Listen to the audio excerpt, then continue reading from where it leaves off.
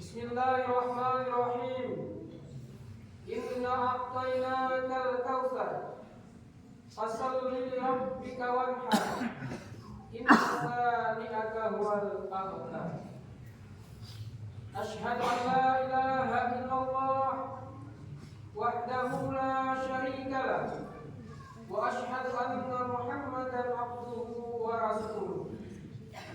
Allahumma shalli ala sayyidina Muhammad wa ala ali sayyidina wa nabiyyina Muhammad sallallahu alaihi wasallam wa sallama tasliman katsiran. Amma ba'd.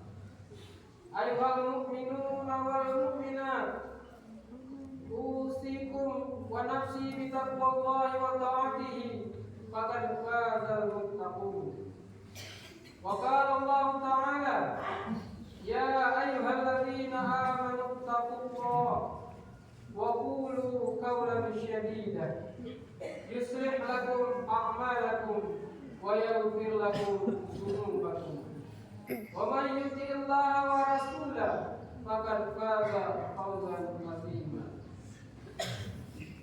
Dengan mengucap kalimat alhamdulillah, kita bersyukur kepada Allah Subhanahu wa taala atas segala karunia, nikmatnya, rahmatnya kepada kita semua. Kita memuji kebesaran dan keagungan Allah Subhanahu wa taala karena hanya Dialah yang patut kita puji. Dengan kebesaran dan kemuliaan, keagungan zatnya yang sangat mulia. Allahumma shalli ala sayyidina Muhammad. Kita bersalawat kepada baginda Nabi besar Muhammad sallallahu alaihi wasallam. Kita bersalam takzim kepada beliau yang menjadi panutan kehidupan umat manusia, yang akan memberikan syafaat dan pertolongan nanti di yaumul mahsyar hari kiamat. Jamaah salat Idul Adha yang dimuliakan, dicintai dan dirahmati oleh Allah Subhanahu wa taala. Pada pagi hari yang mulia ini, di masjid yang mulia ini, izinkanlah Khatib Al-Fakir menyapa kepada seluruh jamaah, mengajak kepada seluruh jamaah dan saling mengingatkan untuk diri pribadi khususnya dan kepada semua jamaah pada umumnya, untuk kita meningkatkan keimanan kita dan takwa kita kepada Allah Subhanahu wa taala. Dengan ruhut talbiyah bersegera memenuhi panggilan Allah Subhanahu wa taala. Pagi hari yang baik dan mulia ini, di bulan akhir tahun Hijriah, bulan Zulhijjah, bulan yang dimuliakan oleh Allah Subhanahu wa taala, kita diperintahkan untuk memenuhi panggilannya, datang ke Baitullah, melaksanakan rukun Islam yang kelima, yaitu berhaji, dan kita diperintahkan untuk melaksanakan penyembelihan hewan kurban. Beberapa hari yang lalu kita telah menyaksikan saudara-saudara kita, teman kita, tetangga kita, keluarga kita, mereka datang ke Baitullah untuk memenuhi panggilan Allah Subhanahu wa taala, mengharapkan ridhonya Allah Subhanahu wa taala. Mereka telah berkorban harta, jiwa dan raganya demi untuk mengharapkan ridhonya Allah Subhanahu wa taala. Mereka berhaji memenuhi panggilan Allah Subhanahu wa taala, melaksanakan rukun Islam yang kelima. Dan kita berdoa semoga di tahun-tahun yang akan datang kita bisa melaksanakan haji seperti mereka.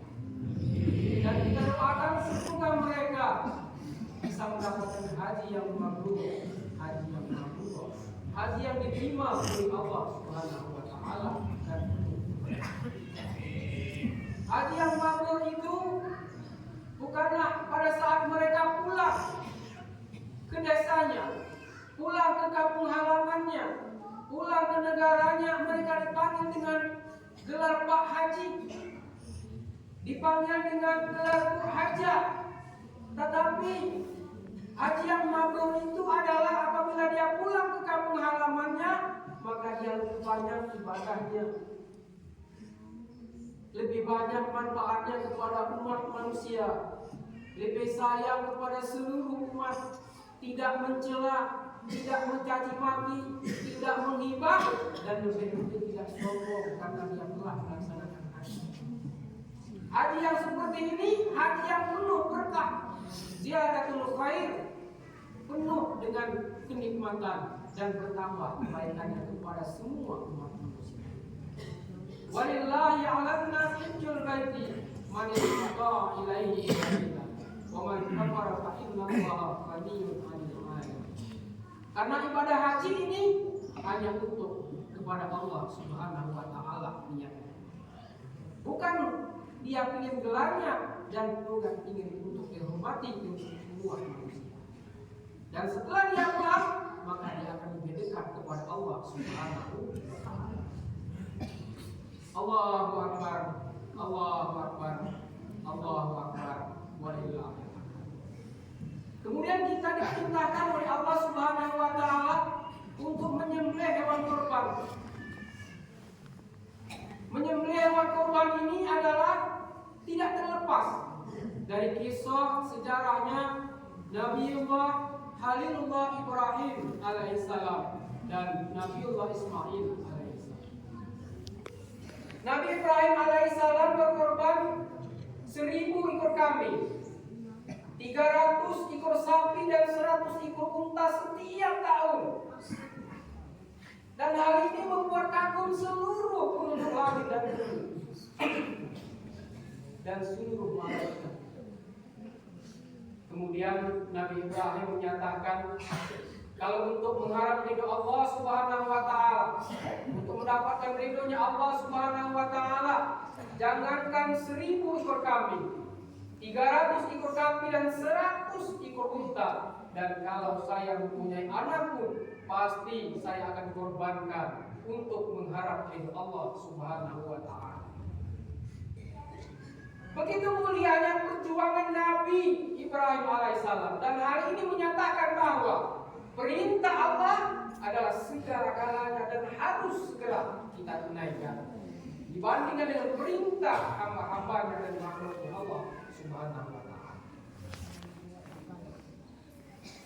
Kehidupan ini kita menarik dari sejarahnya Nabi Ibrahim alaihissalam bahwa hidup perlu dengan perjuangan, hidup perlu dengan pengorbanan, hidup perlu dengan kesabaran, dan hidup perlu membutuhkan sebuah pengorbanan. Selang beberapa tahun lamanya, Allah Subhanahu wa taala mengaruniakan kepada Nabi Ibrahim alaihissalam seorang putra yang dinanti-nantikan kehadirannya. Setelah putranya ini beranjak dewasa dan sudah begitu agak besar, Allah Subhanahu wa taala memperingatkan kepada Nabi Ibrahim alaihissalam melewati mimpi. Dan mimpi ini 3 kali berturut-turut. Kemudian Nabi Ibrahim alaihissalam menyatakan bahwa ini adalah perintah Allah Subhanahu wa taala yang harus dia tunaikan. Falamma balagha ma'ahu sa'ya qala ya bunayya inni ara fil manami anni azbahuka fanzur ma tara. Nabi Ibrahim alaihissalam berkata putra Ismail, wahai putraku, sesungguhnya aku diperintah oleh Allah Subhanahu wa taala, liwat dari mimpiku kau aku bermimpi. Maka bagaimana pendapatmu wahai Ismail? Apa yang dijawab oleh Ismail? Wahai abahku, wahai ayahku, tunaikan segera perintah Allah Subhanahu wa taala. Semua kita, saya dan abah menjadi orang-orang yang sabar. Diajaklah Nabi Ismail ini oleh Nabi Ibrahim alaihissalam dengan berbagai macam godaan dari iblis dan setan. Dan godaan ini bisa ditempuh oleh Nabi Ibrahim dan Nabi Ismail alaihissalam. Tapi pada saat mau menyembelih dan memotong Nabi Ismail alaihissalam, Allah Subhanahu wa taala sayang dan cinta kepada hamba. Ditukarlah dengan kibas yang lebih besar. Dan saking mulianya kibas ini disembelih sebagai ganti kepada Ismail alaihissalam. Pada saat ini, sudahkah kita mau berkorban untuk mengharap dari Allah Subhanahu wa taala? Sudahkah kita mau berkorban untuk kedua orang tua kita? Sudahkah kita berkorban untuk nenek moyang kita, untuk keluarga kita? Dan yang lebih penting adalah pada saat ini khotib mengingatkan untuk kita berbakti kepada kedua orang tua kita. Apabila kita berbakti kepada kedua orang kita di dunia ini, maka Allah langsung balas bakti kita kepada kedua orang tua. Dari cerita Nabi Ibrahim alaihissalam, mengajak ayahnya, sang pembuat patung dan penyembah berhala. Ayahnya menyatakan, wahai Ibrahim, kalau kau tidak berhenti mengajak aku, maka pasti akan aku lempar kau dengan batu. Apa yang disebut Nabi Ibrahim? Pastilah aku akan mintakan ampunan untuk ayahku kepada Tuhanku, Allah Subhanahu wa taala. Nabi Ibrahim tidak berlaku kasar kepada ayahnya. Nabi Ibrahim tidak membalas caci makian ayahnya. Bahkan dia menyatakan, aku akan memintakan ampunan kepada Allah Subhanahu wa taala. Apa yang diberikan oleh Allah kepada Nabi Ibrahim? Allah Subhanahu wa taala berikan Ismail kepada Nabi Ibrahim alaihissalam dengan bakti yang sangat agung. Kemudian Allah Subhanahu wa taala berikan Ishak untuk Nabi Ibrahim alaihissalam yang menurunkan para nabi dan rasul kepada Bani Israil pada saat itu. Dan mudah-mudahan khutbah yang singkat ini bisa bermanfaat untuk kita semua dan bisa memberikan barakah untuk semua yang ada pada waktu. Barakallahu li wa lakum fil Qur'anil azim. ونفعني وإياكم بما فيه من الآيات والذكر الحكيم وتقبل مني ومنكم تلاوته إنه هو السميع العليم وقل رب اغفر وارحم وأنت خير الراحمين. اللهم صل وسلم وزد وأدم وأنعم وتفضل وبارك بكمال على زين عبادك وأشرف العباد سيدنا محمد وعلى آله وصحبه وسلم والحمد لله رب العالمين.